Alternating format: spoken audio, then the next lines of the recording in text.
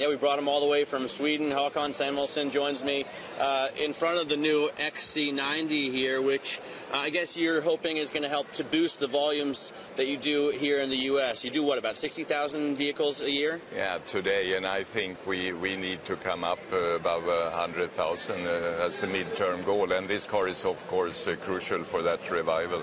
And this, I mean, brought about a revival in itself when it first came out, but I guess that must have been over a decade ago now. Yeah, the original, I think it's a very well-known model in the US, XC90, so we're very glad to come with a modern one. And it's also one we have developed 100% at Volvo. This is after we were sold from Ford, so it's a real Volvo again. So the talk of the show has really been the issues that Takata is having, and I was thinking, oh no, Volvo, which has this incredible reputation for safety, they must use Takata airbags too, because it's basically the only airbag supplier, but I was wrong. Yeah, there are others. There is Autoliv, so we have not used those airbags in our products. We have other brands. And you have, to sort of build on the safety reputation that Volvo still has, you know, from the 70s, from the 80s, you have kind of a new push. Vision 2020 is what you call it. So explain that.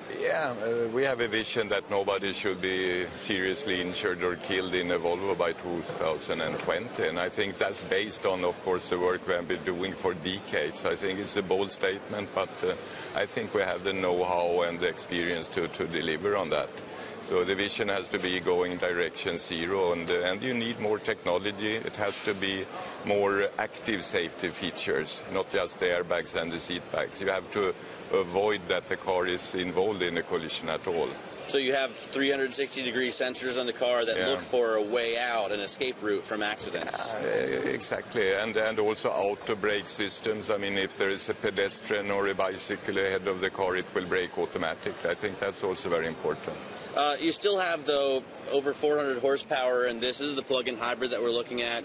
It's interesting. I've never heard of an engine that has a turbocharger and a supercharger to push air into the mixture. Yeah, we are going for lower swept volume, really, to come down in fuel consumption. So we have 2-liter engine, and then you have to get the air into the engine, then you get the power. And that's done with a compressor and a turbo. And on top, you really have the third booster, which is the electrical engine, bringing the power all the way up to 400 when you need it.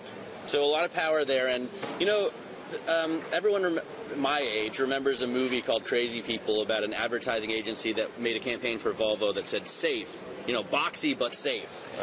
But you have kind of built a reputation now around your design. How does this design language come about and carry through to other cars, like you have the new Cross Country over here as well?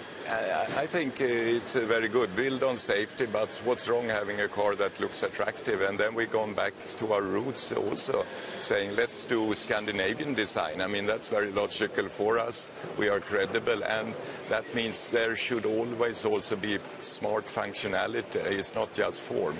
And I think this new touchscreen is a very good example of what we are building into this car right now. Let me also ask about China, because you were sold by Ford but bought by Geely, so you're owned by a Chinese company. How is the Chinese market for you right now? Chinese market has been growing very rapidly, and we have been growing on that market. It's now our biggest market this year. We're selling over 80,000 cars with the growth rate. So it eclipses the U.S., and you're building a cross-country there, right?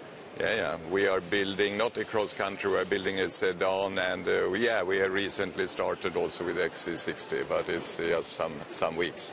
So very rapid growth and a very important market, but it's good for the company also. I think it's good also for the U.S. having a strong foothold in China.